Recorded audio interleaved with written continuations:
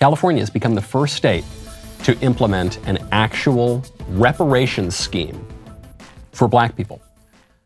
We've talked about it for years. This goes back to that old promise of 40 acres and a mule for the freed slaves. That didn't happen. There have been, in effect, a lot of reparations programs over the years. That's what a lot of the civil rights programs were about. The Great Society programs were about.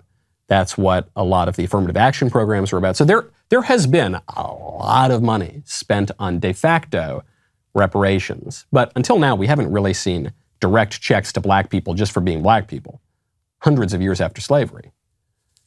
Well, now we're seeing that in California. This California task force has okayed reparations for direct descendants of enslaved black people. But this doesn't make a lot of sense. This doesn't. One, because people tend to have mixed race, and there were black slaveholders.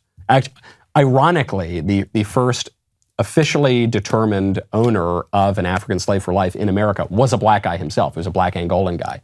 So it would be very difficult to parse out exactly who gets the reparations. But moreover, the argument from the left on white supremacy and intersectionality and critical race theory is that racism and the effects of slavery don't only affect the descendants of black slaves, it affects all black people. That if you are black in America, even if you got off an airplane from Nigeria just yesterday, you are experiencing the problems and effects of white supremacy, and therefore you are owed some kinds of reparations as well. So even by the left's own arguments, this program doesn't make a lot of sense. But it's very clear what it is. It's a payoff. It's a bribe. It's a bribe from the left to a very specific interest group, to a faction, not a political party, in the high-minded sense of having an understanding and an agenda for the common good, but just an interest group and a faction. You say, we're going to pay you a little bit of money and you vote for us, and that's how it's going to work.